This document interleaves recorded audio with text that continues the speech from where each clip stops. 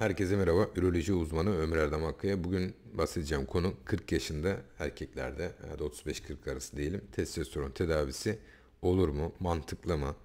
Arkadaşlar testosteron tedavisi her yaşta olabilir. 60 yaşında da olabilir. 25 yaşında da olabilir.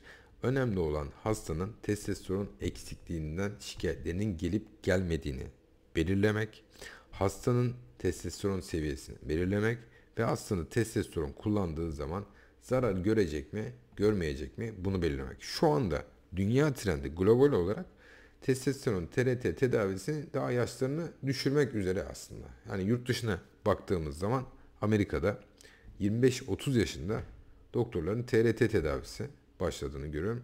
Orada bir miktarda sosyal medyanın da baskısı var doktorlar üzerine. Doktorlar da bunu alet edip aslında çok erken yaşta TRT tedavisine başlatıyor. 25-30 yaş, bu kişinin çocuk planı var mı yok mu bakmak lazım. Tabi TRT tedavisi kısırlaştırmıyor ama yani kalıcı bir kısırlık yaratmıyor. Ama hastayı o an için kısırlaştırdığını, sperm kalitesini bozduğunu söylemek lazım. Şimdi şunu eklemek lazım. TRT tedavisi başladığımız hastanın beklentisine bana danışan hastalar. Önemli bir kısmı personal trainer ya da antrenör oluyor. Bu hastalar genellikle kendini bilen, bu konuyu araştırmış, testosteron eksikliğinden muzdarip olduğunu anlayan insanlar. Çünkü bu insanlar aktif, hem cinsel anlamda hem sporsal faaliyetler anlamında aktif insanlar oluyor. Ve şimdi TRT tedavisini, testosteron tedavisini sedatif yaşayan bir insana verseniz çok bir şey anlamaz. Yani aktif bir cinsel hayatı yoksa, aktif bir spor hayatı yoksa çok da bir şey anlamayabilir. Ama bana ulaşanlar genellikle 350'nin altında testosteron seviyesine sahip. Aynı zamanda aktif spor yapıyor, insanlara spor dersleri veriyor, sosyal medyayla uğraşıyor, birçok işle aynı anda uğraşıyor.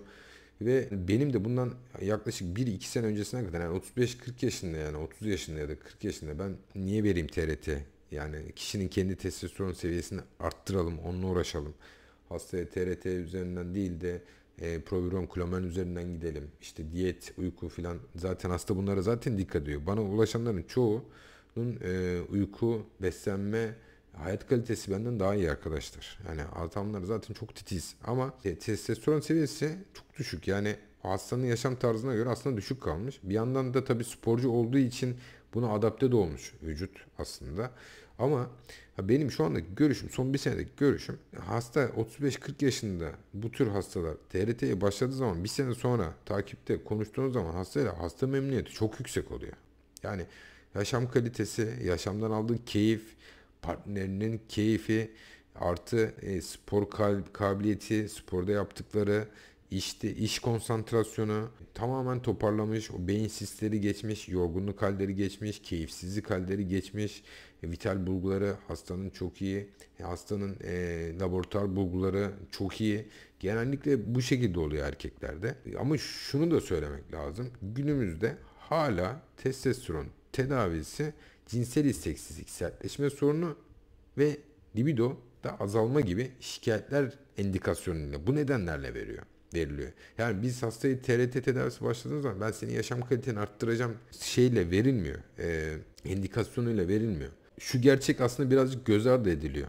Testosteron seviyesi düşük olan erkeklerde her türlü nedene bağlı ölüm oranları testosteron seviyesi normal olanlara göre daha fazla.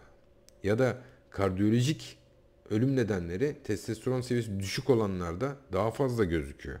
Yaşam kalitesi, depresif ruh hali testosteron düşük olanlarda daha fazla görünüyor hastalarda. Ama biz hala üroloji dernekleri olarak, global olarak biz hastanın yaşam kalitesini, refah seviyesini arttırmak için bir testosteron tedavisi vermiyoruz. Şöyle hasta grupları var. Hasta 60-70 yaşına gelmiş.